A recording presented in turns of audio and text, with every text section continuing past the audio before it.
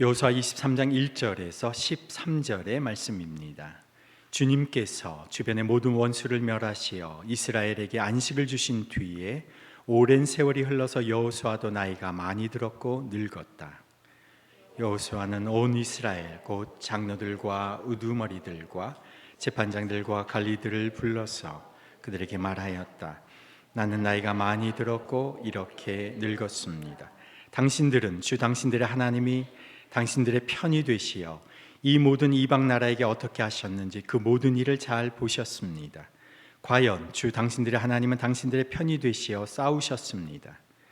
보십시오. 요단강으로부터 해지는 지중해까지 아직 남아있는 모든 나라와 이미 정복한 모든 나라를 나는 당신들의 각 지파에게 유산으로 나누어 주었습니다. 주 당신들의 하나님이 친히 당신들 앞에서 그들까지 마저 쫓아내실 것입니다. 주님께서 당신들이 보는 앞에서 그들을 몰아내실 터인데 그때 당신들은 주 하나님이 약속하신 그 땅을 소유하게 될 것입니다. 그러므로 모세의 율법책에 기록된 모든 것을 아주 담대하게 지키고 행하십시오. 그것을 벗어나 좌로나 우로나 치우치지 마십시오. 당신들과 이웃한 남아있는 이 나라들과 사귀지 말며 그 신들의 이름을 부르거나 그 이름을 맹세하지도 마십시오. 그것을 섬기거나 경배하지도 마십시오. 오직 당신들은 지금까지 해온 대로 주 당신들의 하나님만 가까이 하십시오. 주님께서 당신들 앞에서 크고 강한 나라들을 몰아내셨으므로 지금까지 당신들을 당할 사람이 없었던 것입니다.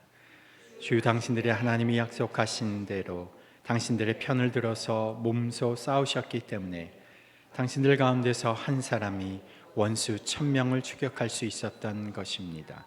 그러므로 삼가 조심하여 주 당신들의 하나님을 사랑하십시오. 만일 당신들이 이것을 어기고 당신들 가운데 살아남아 있는 이 이방 민족들을 가까이 하거나 그들과 혼인 관계를 맺으며 사귀면 주 당신들의 하나님이 당신들 앞에서 다시는 이 민족들을 몰아내지 아니하실 것이라는 사실을 분명히 아십시오. 그들이 당신들에게 올무와 덫이 되고 잔등의 채찍이 되며 눈의 가시가 되어 끝내 당신들은 주 당신들의 하나님이 주신 이 좋은 땅에서 멸망하게 될 것입니다. 아멘. 아멘. 세계적인 역사학자이면서 옥스퍼드 대학교의 교수였던 아놀드 토인비 교수는 문명의 쇠퇴와 발전을 주요 주제로 다뤘던 학자였습니다. 그가 옥스퍼드에서 열렸던 동서양 철학 학술 회의에서 강연을 하고 발제를 하고 나서 이런 질문을 받은 적이 있습니다. 20세기의 가장 중요한 사건을 하나 꼽으라면 무엇이라고 생각하십니까?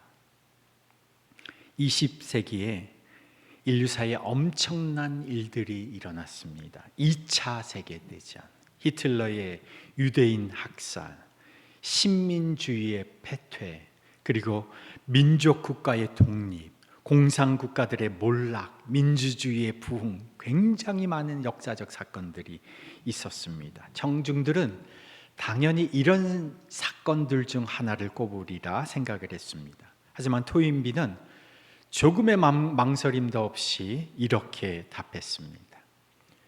동양의 불교가 서양으로 건너와 기독교를 대체하는 일이다.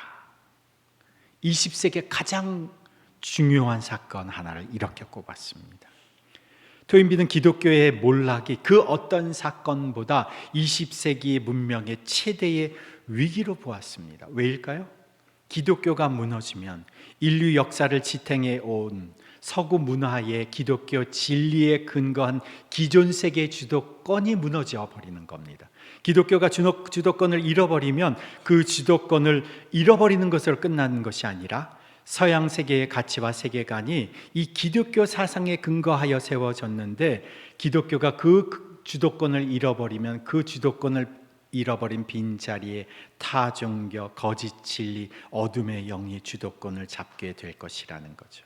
이것이 오늘의 시대의 정신이 된 도덕적인 상대주의, 반기독교적인 성윤리, 동성애, 종교적 다원주의, 철학적 무신론, 회의주의자 이런 것들이 주도권을 잡으면 온 세상의 어둠의 문화가 그냥 휩쓸어 버린다는 겁니다. 어느 때보다도 우리 크리스찬들이 깨어 있어야 할 때인 거죠. 우리가 예수님을 제대로 믿지 않고 주도권을 내어줘 버리면 어둠의 세력이 그 주도권을 쥐고 정치, 경제, 법, 그리고 교육, 문화, 사회, 가정 전 영역을 죽음으로 몰아가고 점점 더 무서운 비인간화의 세상이 되어 버릴 것이라는 겁니다. 기독교가 타락해서 주도권을 잃어버리는 것, 이것이 세계적인 석학 토인비가 본 인류 문명의 최대 위기였습니다. 그리고 그는 이미 세상을 떠나 고인이 되었습니다. 세계적인 석학, 그의 이야기가 굉장히 우리가 귀 기울여 들을 만한 일입니다. 그런데 하나님이 위대하게 사용하셨던 사람 모세, 그리고 그를 이어서 이스라엘 백성을 가나안 땅으로 이끌어 들어간 여호수아, 이 여호수아는 가나안에 들어간 사람들 중에는 40년 광야 생활을 겪어낸 유일한 지도자였습니다. 갈렙과 함께 가나안 땅을 미리 밟았던 사람이었습니다. 이전 시대의, 이전 세대의 경험을 유일하게 갖고 있는 한 사람, 아무도 그의 말에 의의를 제기할 수 없는 경험, 지식, 하나님의 지혜가 축적된 사람입니다. 그리고 하나님이 가나안 정복 전쟁 동안 그와 함께 하심이 증명되었고 성공적으로 이스라엘 백성들을 가나안 땅에 정착시켰습니다. 12지파에게 땅 분배도 완료하였습니다. 그리고 나서 오늘 본문이 이렇게 시작합니다. 오늘 본문 1절에 주님께서 주변의 모든 원수를 멸하시어 이스라엘에게 안식을 주신 뒤에 오랜 세월이 흘러서 여호수아도 나이가 많이 들었고 늙었다. 여호수아는 자신의 때를 알았습니다. 나의 때를 알고 그리고 그때 내가 무엇을 해야 하는지를 아는 것, 이것이 지혜입니다. 여호수아는 지금 이스라엘에게 마지막 교훈을 남겨줘야 할 자신의 인생의 마지막 때임을 알았습니다. 더 이상 지체하면 그들에게 하고 싶은 마지막 말을 남기지 못할 수도 있습니다. 토인비와는 비교되지 않는 더 깊은 인생의 통찰과 하나님의 지혜를 가진 여호수아가 남기는 고별 설교입니다. 오늘 본문에서 여호수아는 이스라엘 장로 모든 리더들을 모아놓고 이 말을 합니다. 2절에서 4절의 말씀 우리 함께 봉독합니다. 여호수아는 온 이스라엘 곧 장로들과 우두머리들과 재판장들과 관리들을 불러서 그들에게 말하였다. 나는 나이가 많이 들었고 이렇게 늙었습니다. 당신들은 주 당신들의 하나님이 당신들의 편이 되시어 이 모든 이방 나라에서 어떻게 하셨는지 그 모든 일을 잘 보셨습니다. 과연 주 당신들의 하나님은 당신들이 편이 되시어 싸우셨습니다. 보십시오. 요단강으로부터 해지는 지중해까지 아직 남아있는 모든 나라와 이미 정복한 모든 나라를 나는 당신들의 각 지파에게 유산으로 나누어 주었습니다. 먼저 여호수아는 하나님께서 그들에게 베풀어 주신 은혜를 기억하게 합니다. 지난 세월 이스라엘이 숱한 전쟁을 이기고 여기까지 온 것은 그들의 능력이 아니라 여호와 하나님이 행하신 일임을 상기시켜 주는 거죠. 사실 이스라엘은 가나안을 정복할 실력도 군사력도 힘도 가지지 못한 사람들입니다. 지난 세월 동안 그들의 눈으로 직접 경험하였듯이 그들의 승리는 자신들의 힘이 아니라 자기의 편이 되어서 싸워주신 하나님의 행하신 일이었음을 그들에게 지금 여호수아가 기억하게 하는 겁니다.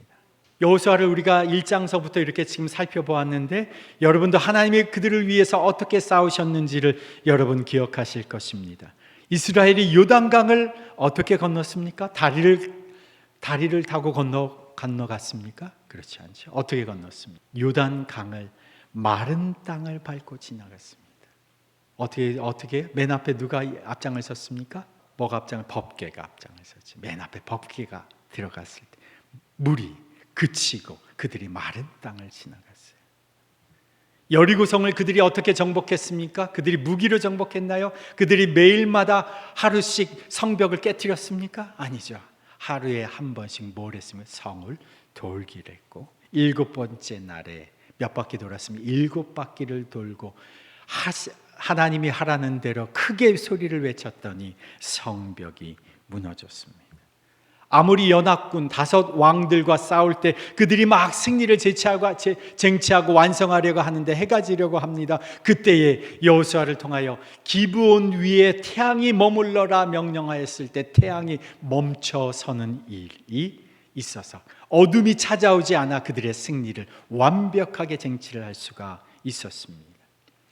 85세에 갈렙이 정복한 곳이 어디입니까?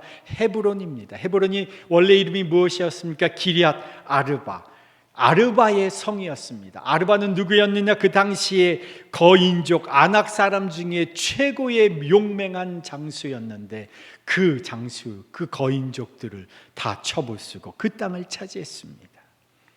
어떻게 그들이 땅 분배를 다툼 없이 공평하게 마칠 수 있었습니까? 그들이 인구수에 따라 땅을 일단 정해놓고 그리고 제비뽑기로 했던 거죠. 하나님이 정해주신 대로 했던 겁니다. 정말 고비고비마다 순간순간마다 하나님께서 그들을 위하여 싸우셨던 거죠. 여러분의 인생을 한번 되돌아보십시오. 우리 공동체의 발자취를 한번 생각해 보십시오. 인생의 쉬운 때는 거의 없습니다. 매 순간이 고비죠. 매 순간이 위기입니다. 어쩌면 지금도 위기요, 지금도 고비입니다. 그런데 어렵지 않은 때가 없었는데 하나님께서 그 고비마다 위기마다 우리를 위하여 일하셨습니다. 우리를 위해서 하나님이 싸워주셨습니다. 저희 아이들이 처음 한국에 와서 학교에 갔는데 큰아이가 처음 들어간 학교가 중학교였습니다. 한국에서 처음 학교를 들어갔는데 잘하는 거는 영어밖에 없어요. 한국말을 잘 못하니까. 다른 과목은 한국말이 안 돼서 엄청 애를 쓰고 있는데 영어 시험을 보고 와서 애가 되게 속상해하는 겁니다. 자기가 다 잘 시험을 본 줄 알았더니 선생님이 하나가 틀렸다고 하는 거예요. 근데 자기 생각에는 이 문제가 분명히 자기 답이 맞는데 선생님이 그 답이 아니라고 틀렸다고 한다는 겁니다. 그때가 고등학교 이제 진학이 달려 있어서 아이 점수 관리를 해줘야 되는데 특히 영어 점수를 관리해 줘야 되는데 원서를 넣어야 될 그거를 준비해야 되기 때문에 점수에 굉장히 민감한 때였습니다. 제가 그래서 문제를 가져와 보라고 했어요. 문제를 보니까 제가 아무리 봐도 이거는 2개의 답이 복수의 답이 맞다고 보여지는 겁니다. 그래서 제가 혹시 틀릴 수도 있으니까 제가 아는 분, 대학교 영문학 교수한테 그 문제를 보내주었어요. 이 문제를 어떻게 생각하느냐? 그랬더니 그분도 이거는 복수의 2개의 답이 맞는 걸로 해야 적당하겠다. 그래서 제가 그 확인을 받고는 선생님께 정중하게 말씀을 드려요. 선생님, 저희가 보통 때 같으면 시험이라 한 문제 틀렸다고 이런 문제 제기를 하지 않지만 곧 원서를 집어넣어야 되니까 저희가 꼭 이렇게 부탁을 드리는 거다. 제가 고려하고 전문가 자문도 받았는데 이거는 복수의 정답으로 하는 게 맞다고 얘기하니 선생님이 요거는 좀 정정을 해주시면 좋겠다. 안 된다는 거예요. 그래서 제가 싸웠습니다. 학교에 정식으로 문제를 제기하고 그 교육청까지 올라갔어요. 교육청에서 전문가들이 그 문제를 가지고 회의를 해서는 학교에 연락이 왔어요. 교장 선생님이 저한테 연락이 왔어요. 죄송하다고, 저희가 다음부터는 선생님들 잘 지도해서 이런 문제가 없도록 하겠다고 죄송하다고 전화가 왔어요. 제 기억에 아마 딸을 위해서 2번 그랬던 것 같아요. 선생님들 사이에서는 그 학생 부모 아마 진상이라고 찍혔을 수도 있어요. 그러나 진정 자녀를 사랑하는 부모는 정말 결정적인 순간에는 자녀를 위해서 자녀의 편에서 나설 수밖에 없는 겁니다. 하나님께서 이스라엘 백성, 분명 가나안 민족의 군사들과 부딪히게 되면 백천백패할 게 눈에 뻔한데 광야에서만 40년을 돌던 이스라엘 백성에게서 태어난 자녀들인데 그냥 가나안에 들여보냈다가는 승산이 전혀 없는 이들을 위해서 하나님이 직접 팔 걷어붙이고 나섰던 것이죠. 하나님이 친히 이스라엘 편에서 앞장서서 싸우셨습니다. 그래서 그들이 가나안 땅에 들어갈 수 있었던 겁니다. 이건 이스라엘의 이야기만이 아닙니다. 우리들의 이야기고 또 우리 더빅교회 공동체의 이야기이기도 합니다. 더빅교회가 처음 예배를 드리려고 할 때 저희가 파주라는 곳에 하나님이 이제 교회를 개척하길 원하시는 거구나 확신을 가지고, 그럼 어디에서 예배를 드려야 합니까? 기도할 때였습니다. 정말 장소가 없었습니다. 뭘 빌릴 수 있는 돈도 없었습니다. 사람도 모여서 예배 드리려면 몇 명의 사람도 없었습니다. 정말 막막할 때, 그때에 플럼라인이라고 하는 건물의 카페의 사장님이 전혀 모르던 분이 자기의 공간을 무료로 이렇게 내어주셨습니다. 하나님이 하신 일이죠. 개척한 지 7개월 만에 코로나가 터졌습니다. 코로나 때 기존에 모이던 작은 교회들이 정말 엄청나게 많이 문을 닫았습니다. 저희 집 앞에 있는 교회도 지금 문이 닫혀 있어요. 그 코로나 기간 동안에 더빅교회가 그래도 자라났습니다. 하나님이 하신 일입니다. 우리가 그때 카페를 하게 된 것도 하나님께서 역사하셔서 카페를 하게 된 것입니다마는, 교회는 올 수가 없어서 카페는 올 수가 있으니까 우리가 카페에서 예배를 드리자 하고 카페가 열렸던 것이죠. 그때가 코로나 시절이었습니다. 우리가 과학상자 2년을 지나고 이제 나가야 할 때 정말 갈 데가 없었습니다. 재정적으로도 여유가 없었습니다. 과학상자에서도 우리는 예배하면서도 뒤에 차들이 막 지나가는 그런 배경에서 예배하면서도 행복했는데, 나가야 할 그 시점에 어디로 가야 할지 알지 못했을 때 정말 예배 드릴 수 있는 최적화된 소극장으로 들어가게 된 것, 이것도 하나님이 하신 일입니다. 우리가 이렇게 지나온 길들을 생각해 볼 때 매번 쉬운 때는 없습니다. 우리가 살아온 지나온 일들을 생각해 보면 그냥 쉽게 넘어가는 때는 없습니다. 그러나 기억해 보면 하나님이 하셨다는 것을 분명히 알 수가 있습니다. 제가 지난주에 이번 주에 운전을 하면서 이 말씀을 묵상하면서 운전을 하는데 제 입에서 저도 모르게 터져 나온 찬양의 고백이 이 노래였습니다. 은혜 아니면 살아갈 수가 없네. 호흡마저도 다 주의 것이니 세상 평안과 위로 내게 없어도 예수, 오직 예수뿐이네. 그 신계획 다 볼 수도 없고 작은 고난에 지쳐도 주께 묶인 나의 모든 삶 버티고 견디게 하시네. 은혜 아니면 살아갈 수가 없네. 나의 모든 것 다 주께 맡기니 참된 평안과 위로 내게 주신 주 예수, 오직 예수뿐이네. 이 찬양을 하면서 제가 얼마나 눈물의 고백을 주님 앞에 드렸는지 모릅니다. 돌이켜보면 은혜 아닌 것이 없습니다. 주님이 우리를 위하여 행하신 일들을 기억하면 눈물이 앞을 가립니다. 여호수아가 모든 리더들, 장로들, 재판장들, 이스라엘을 그 모든 리더들을 앞에서 자신이 죽기 전에 남기는 첫 번째 메시지는 주께서 행하신 일을 기억하라는 겁니다. 주님이 베푸신 은혜를 기억하라는 겁니다. 기억하지 못하면, 망각하면 사람은 넘어지게 되어 있습니다. 위기의 순간, 어려움의 순간에 고비마다 하나님의 행하신 일을 기억해 보십시오. 하나님의 베푸신 은혜를 생각해 보십시오. 거기서부터 다시 시작할 수가 있는 겁니다. 이제 여호수아는 주님께서 행하신 역사를 기억하라고 말하고 나서 미래에 그들이 받을 은혜에 대해서 예언의 축복의 말을 전합니다. 5절의 말씀 함께 봉독합니다. 주 당신들의 하나님이 친히 당신들 앞에서 그들까지 마저 쫓아내실 것입니다. 주님께서 당신들이 보는 앞에서 그들을 몰아내실 터인데 그때 당신들은 주 하나님이 약속하신 그 땅을 소유하게 될 것입니다. 과거의 은혜를 기억하라 말할 뿐만 아니라 여호수아는 이제 미래에 대한 소망을 부여합니다. 지금 어디에 서 있습니까? 현재라고 하는 이 시점, 오늘이라고 하는 시점에 서서 과거를 기억해라, 하나님 행하신 그 은혜를 기억하라 말하는 여호수아가 미래에 대한 소망에 대해서 얘기하는 겁니다. 이스라엘 백성은 이미 가나안 땅 다 분배받았습니다. 그러나 그 분배받은 땅들 중에는 아직 미처 다 쫓아내지 못한 가나안 족속들이 남아 있었습니다. 그런데도 여호수아는 그들에게 분명한 승리의 약속을 말하는 겁니다. 5절에 하나님이 친히 당신들 앞에서 그들까지 마저 쫓아내실 것입니다. 하나님께서 여러분을 여기까지 인도하셨고 그들을, 가나안 족속을 지금까지 쫓아내셨는데 남아있는 자들까지 마저 하나님이 쫓아내실 것입니다. 그것도 당신들 보는 앞에서 쫓아내실 것입니다. 지금까지 하나님이 나를 여기까지 인도해 주셨는데 이게 다가 아니라는 겁니다. 하나님께서 우리가 보는 앞에서 적들이 패배하고 도망가는 것을 보게 하실 것이고 그들이 쫓겨가는 것을 보게 될 것이다. 완전한 승리를 보게 될 것이다. 약속의 완전한 성취를 보게 될 것이다. 여호수아가 미래에 대한 약속과 예언을 선포하는 겁니다.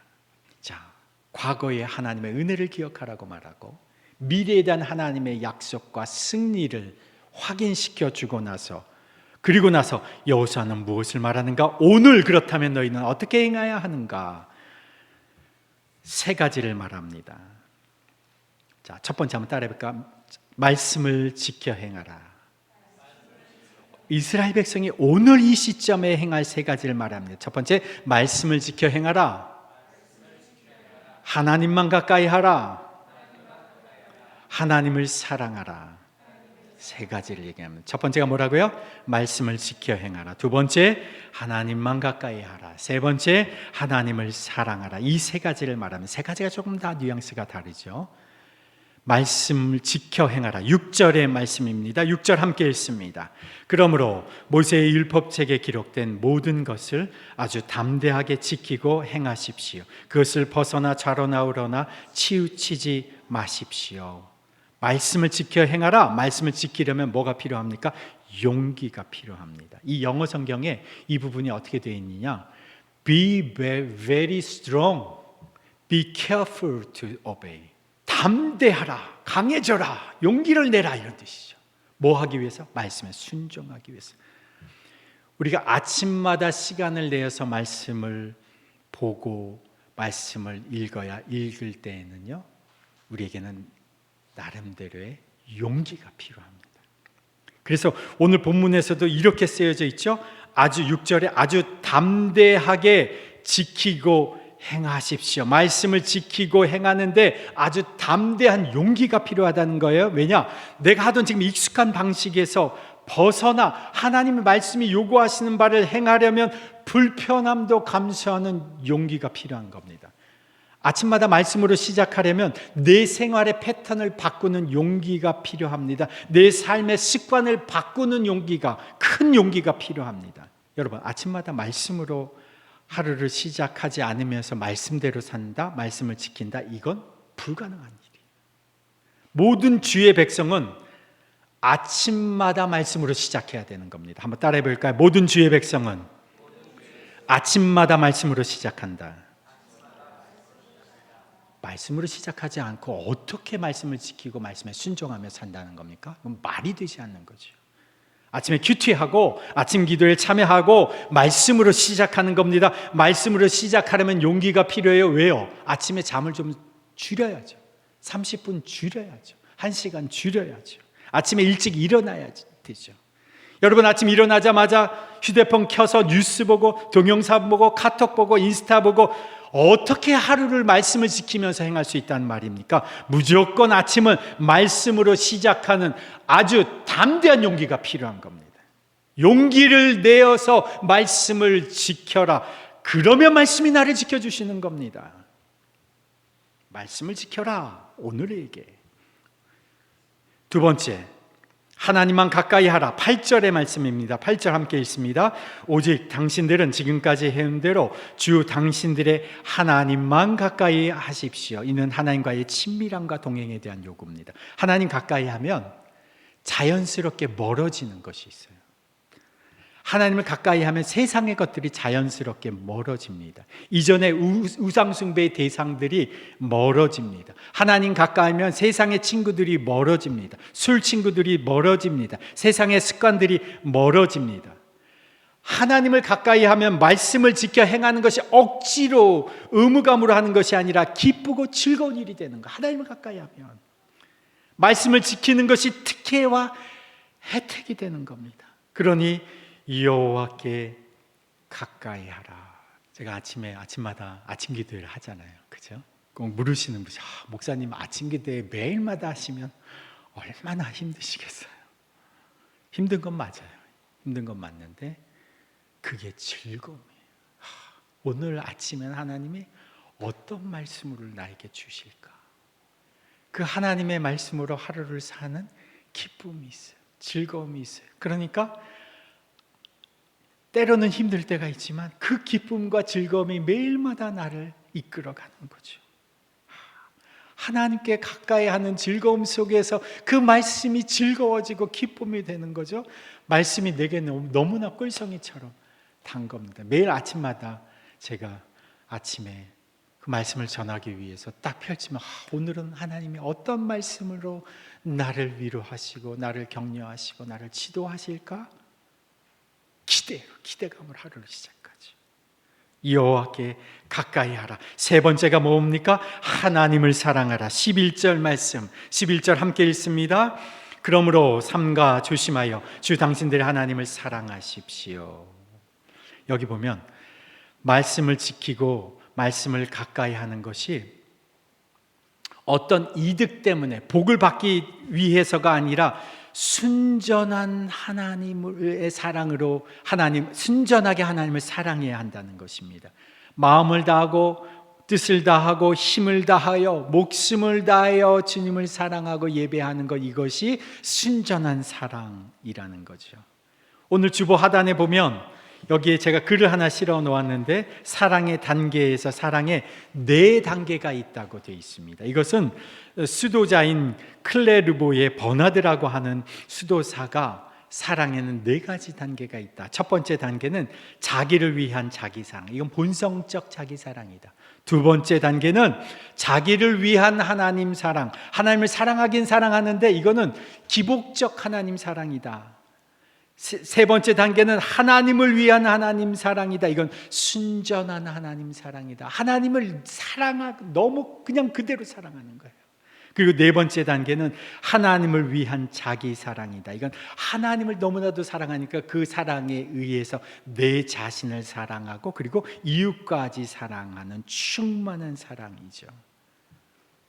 진정한 하나님 사랑은 내 목적, 내 이익을 위해서가 아니라 하나님을 위한 하나님 사랑, 순전한 하나님 사랑이라는 겁니다. 그리고 이 하나님 사랑은 곧 하나님을 위한 자기를 사랑하고 이웃까지 사랑하는 것을 이렇게 이어진다는 거죠.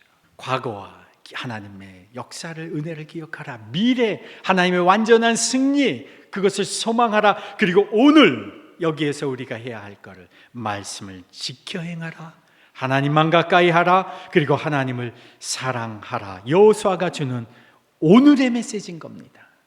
이렇게 살아가면 지금까지 너희들에게 내리신 하나님의 축복이 계속 이어질 것이다. 어떤 축복이 이어지느냐? 9절 10절의 말씀입니다. 9절 10절 함께 읽습니다. 주님께서 당신들 앞에서 크고 강한 나라들을 몰아내셨으므로 지금까지 당신들을 당할 사람이 없었던 것입니다. 주 당신들의 하나님이 약속하신 대로 당신들의 편을 들어서 몸소 싸우셨기 때문에 당신들 가운데서 한 사람이 원수 1000명을 추격할 수 있었던 것입니다. 이 약속의 축복이 계속될 것이다. 아멘.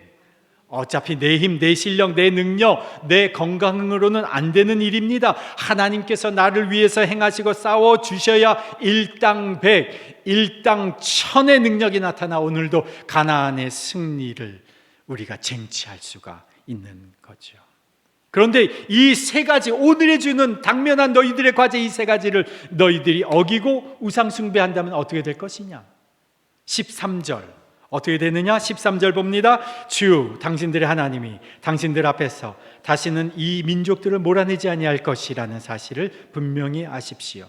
그들이 당신들에게 올무와 덫이 되고 잔등에 채찍이 되며 눈에 가시가 되어 끝내 당신들은 당신들의 하나님이 주신 이 좋은 땅에서 멸망하게 될 것입니다. 16절 말씀도 16절 함께 읽습니다. 그러므로 여러분이 주 하나님이 여러분에게 지키라고 명하신 언약을 어기고 가서 다른 신을 섬기고 경배하면 주님의 진노가 여러분에게 내려 당신들은 그가 주신 좋은 땅에서 곧 망하게 될 것입니다. 하나님 베푸신 은혜의 과거를 기억하게 하고 미래에 주님이 그들에게 행하실 소망의 메시지를 전하고 나서 오늘 해야 할 바를 엄중히 말하고 있는 겁니다. 그리고 이제 너희에게 달려있다. 은혜의 과거, 소망의 미래, 그 사이에서 너희가 오늘을 어떻게 살아가느냐에 따라서 미래가 달라질 수 있다는 겁니다. 과거와 미래 사이에 서 있는 그들.